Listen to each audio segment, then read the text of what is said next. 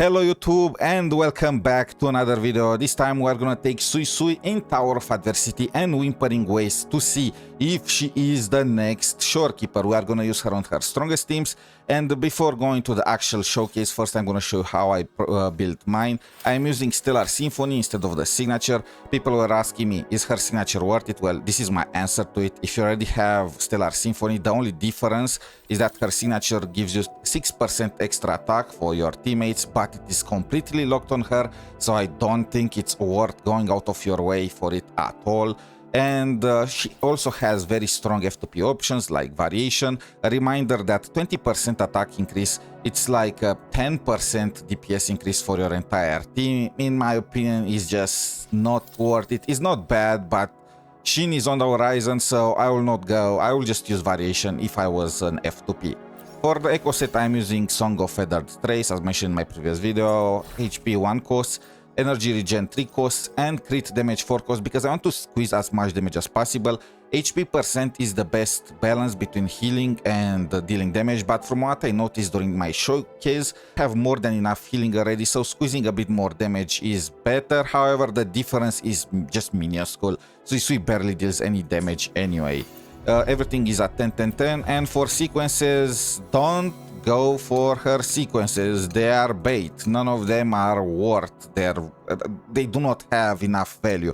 Her first sequence might be good if she turns out... well, it depends on Shin's kit. However, I don't think that Kuro is gonna lock synergy between Shin and Suisui behind the sequence 1. They never did this before, and if they did it now, people will bring out their pitchforks and torches. Even if that turns out to be the case, Suisui will most likely be rerun along with the release of Shin, so don't bother with it. And now with this out of the way, let's just get straight to the showcase. And we are gonna start it off with the sisters team. Suisui takes the field and she needs to do a short warm-up rotation, just like Shorekeeper, so she can get her empowered skill. This is only gonna be for the first rotation. Starting with the second, you no longer need to do this. She uses her Liberation and then Outro and switching to 𝗖cie. You will see on the right side 3 bars under Suisui's icon. That's the duration of her buff. After the last bar goes dark, then you have 6 more seconds of her buff remaining, and you'll need to switch to Suisui back. You know, you need to switch off your DPS ASAP. Ignore that. Okay, I could have dodged if I wanted. Now just notice how the boss's HP just gets vaporized. Oh my freaking 1,000 birds, and he is almost gone. It was almost a one-shot, and yes, the tower buff helps, but still impressive nonetheless. Switching back to Suisui, and as I mentioned, you no longer need that warm-up rotation, and then back to 𝗖cie. I tried different variations of this team. You probably already noticed, but my 𝗖cie is on Rejuvenating Glow instead of Moonlit Cloud. From what I've seen, many people, well, it's true that Moonlight is gonna provide more damage for your team, but the difference is only of 3%. Is it worth farming a new set just for that 3% damage when 𝗖cie is gonna use Rejuvenating Glow every time on every single other team? In my opinion, the answer is no, and that's not all. I tried both teams on different echo sets, and Rejuvenating Glow won every time. How is that even possible? Well, the 3% damage increase that Moonlight provides is just on paper. If you played 𝗖cie, you know how awkward her rotation is. After you finish it, she kind of enters a downtime period. You cannot use the echo skill at all. So it's very awkward to use Impermanence Heron with her. You are pretty much wasting 1 or 2 seconds in order to dash cancel, in order to be able to use the echo skill, when on Rejuvenating Glow she can just use Fallacy of No Return at every single point. So because of that, I found out that Rejuvenating Glow is simply the superior option in practice, even if not on paper.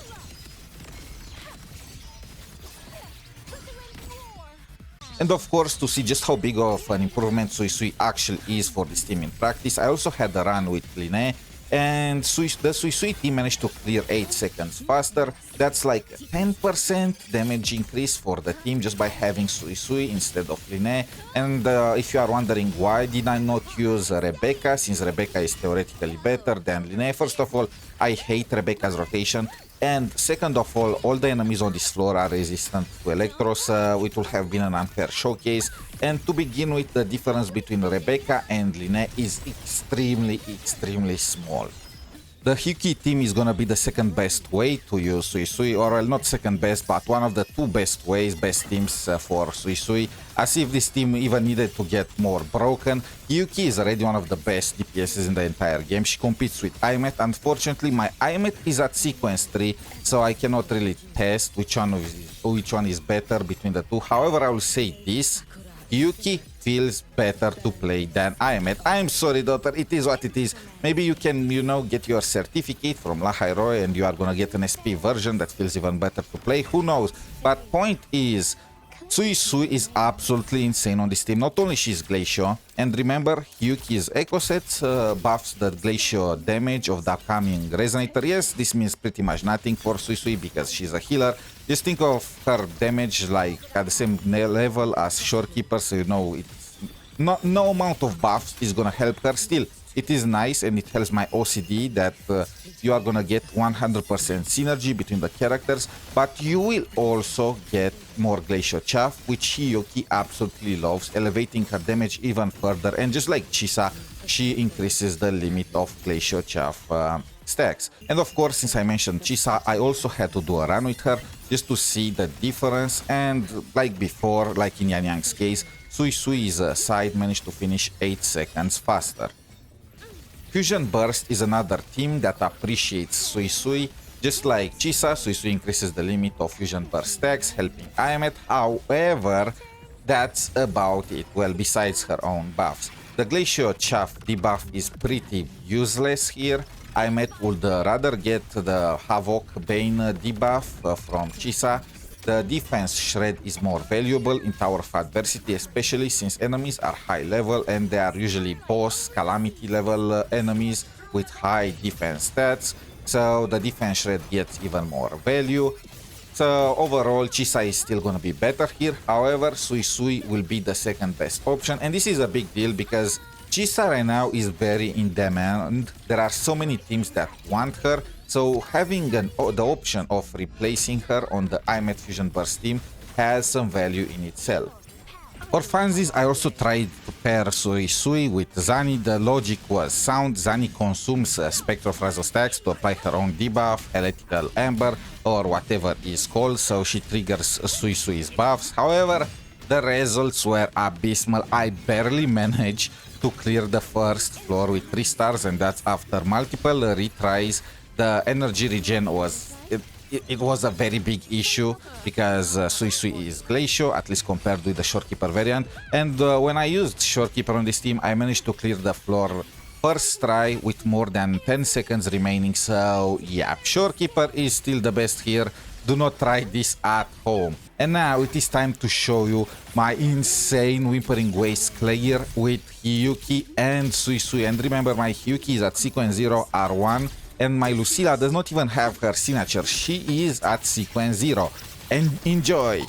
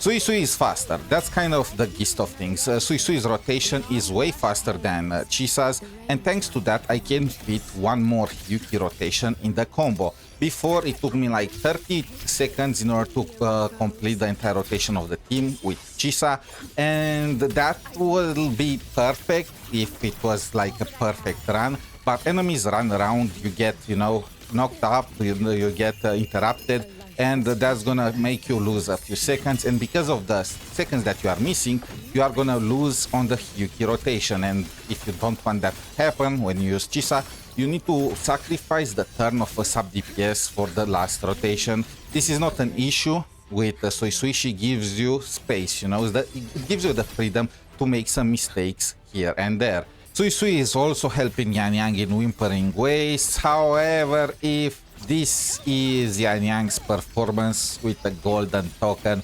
then it's still just far from enough to make her viable there. And I know I can use Prolova on this team instead of 𝗖𝗍𝗏 and try and do something like that. But at that point, the team is doing well because of Prolova or because of Roshia, not because of Yanyang or Suisui. So what will be the point of that? So Suisui is an upgrade for the Hiyuki and Yanyang teams, and she is a second option for the Aemeath Fusion Burst team if you don't have 𝗖𝗍𝗏 or your 𝗖𝗍𝗏 is busy somewhere else. And that's kind of it. She is weaker than Shorekeeper on crit-based teams, and she is weaker than Mornie on Toon Rapture, Toon Shifting teams. She's not as universal as Shorekeeper was at her launch, and that's fine. We are not gonna get another support that's just like Shorekeeper ever again. I feel like we need to get used to the idea, but for what she does, she is amazing. The Hiyuki team was already one of the strongest teams in the entire game for both Tower of Adversity and Whimpering Ways. Second maybe only to the Aemeath team. Again, I cannot know for sure, but it's definitely one of the top teams, top two teams in the entire game. And Suisui just improves it even further. And she also buffs the Yanyang team, which is kind of trash in Whimpering Ways, but still one of the top ones in Tower of Adversity, probably after the Aemeath and Hiyuki teams. And again, it also gives you some option for the Aemeath Fusion Burst. Maybe she's not at the level of Shorekeeper, however, she is at the level of Mornie and 𝗖𝗍𝗏, and it's kind of, you know, if you want to improve the damage of your Hiyuki, go for Suisui. If you want to improve the damage of your Aemeath Fusion Burst team, then go for 𝗖𝗍𝗏. And if you go for Yanyang, you need to go for both of them. So it's like pick your poison kind of deal.